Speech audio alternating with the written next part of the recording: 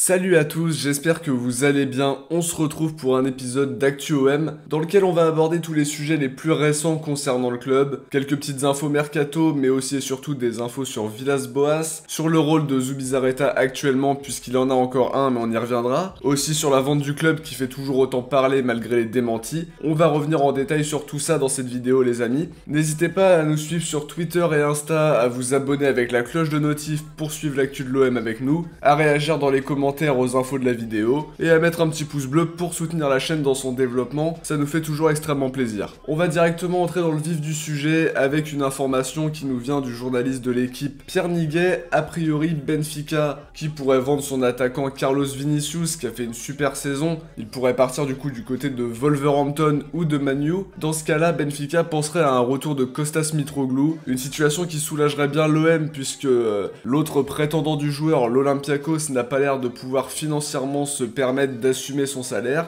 Mais évidemment, faudra que Benfica soit vraiment intéressé, puisqu'un départ de Vinicius qui fait une excellente saison, le remplacer par Kostas Mitroglou qui est un petit peu sur le déclin, c'est pas forcément la meilleure idée, mais on verra si ça va aboutir. Pour le cas d'Alvaro, on en a discuté beaucoup ces derniers temps. Ça discute activement entre Villarreal et l'OM. Alors pour voir comment faire, puisque l'option d'achat aurait dû être levée, mais juridiquement c'est pas possible, puisque la saison ne s'était pas terminée en France et ne se terminera pas. D'après France Football, l'OM renégocie le montant de l'option d'achat qui était comprise entre 4 et 8 millions d'euros. C'est pas une situation qui me surprend beaucoup puisque la crise des clubs va forcément faire baisser les indemnités, mais est-ce que Villarreal va accepter de baisser encore le prix d'un joueur qui a été vendu très peu cher en soi et qui en plus a fait une plutôt bonne saison? Donc ça c'est pas sûr non plus. Petite rumeur bidon aussi à mon sens qui nous vient du Disport. Je vous la relais pour qu'on en discute ensemble mais ça paraît vraiment très peu probable. Thauvin serait dans le viseur de l'OGC Nice qui serait prêt à faire une offre.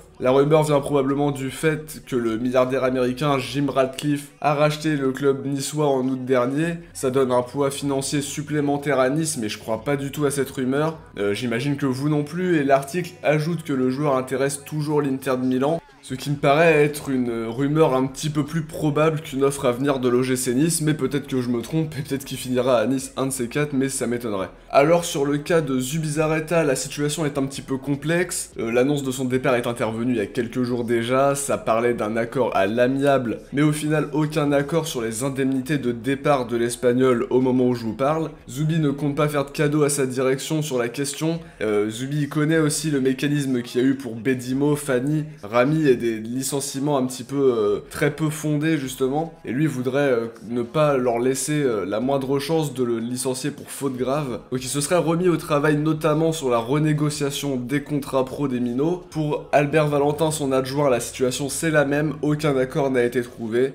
Sur le dossier Villas-Boas, on a quelques nouvelles ces derniers jours. On le savait, la prolongation de contrat aux mêmes conditions a été refusée par le coach portugais. L'OM ne compterait pas faire une deuxième offre de prolongation. L'avenir semblait très sombre pour le coach portugais du côté de l'OM, et pourtant d'après RMC, Villas-Boas pourrait rester la saison prochaine mais sans prolonger, et quitter le club à la fin de son contrat en juin 2021. Il aurait communiqué cette volonté aux joueurs, et il voit ça comme un défi sportif, humain et surtout un défi personnel. RMC précise que c'est Zubizarreta qui a dissuadé Villas-Boas de quitter le club, donc de tenir sa parole, c'est-à-dire de quitter le club si Zubizarreta le quittait aussi. Zubi aurait même voulu s'exprimer publiquement sur la question, mais Villas-Boas l'en a empêché. Il a également refusé une offre de Newcastle, bien plus intéressante que celle de l'OM sur le plan financier, sans en avertir sa direction. Donc moi je pense qu'il veut aussi rester au club pour défier en quelque sorte Jacques-Henri Hérault. Il sait que les supporters, les joueurs et son staff sont avec lui et sont également en désaccord avec Hérault, ce qui pourra peut-être finir par pousser le président de l'OM vers la sortie et ce qui plairait, je pense, au plus grand nombre.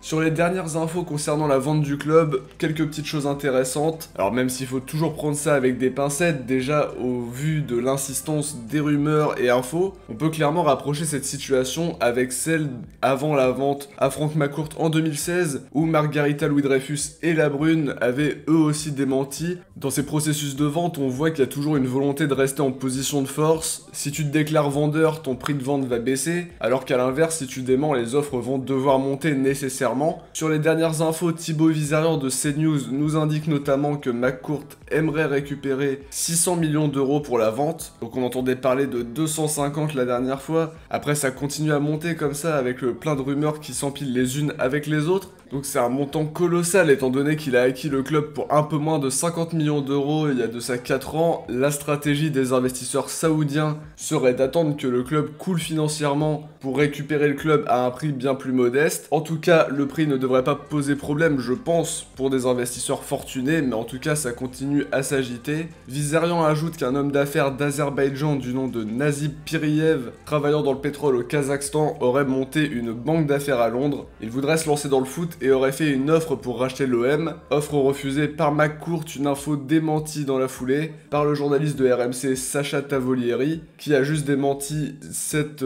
offre prononcée par Nazib Piriyev, mais qui n'a pas démenti le principe d'une vente globale. C'est la fin de cette vidéo, j'espère en tout cas qu'elle vous aura plu et que vous y voyez un petit peu plus clair dans l'actu de l'OM. Si ça vous a plu, dites-le nous en commentaire, ça nous fait toujours très plaisir de voir vos messages d'encouragement. N'oubliez pas le petit pouce bleu, on se retrouve très vite pour une prochaine vidéo. Ciao, portez-vous bien et surtout allez l'OM.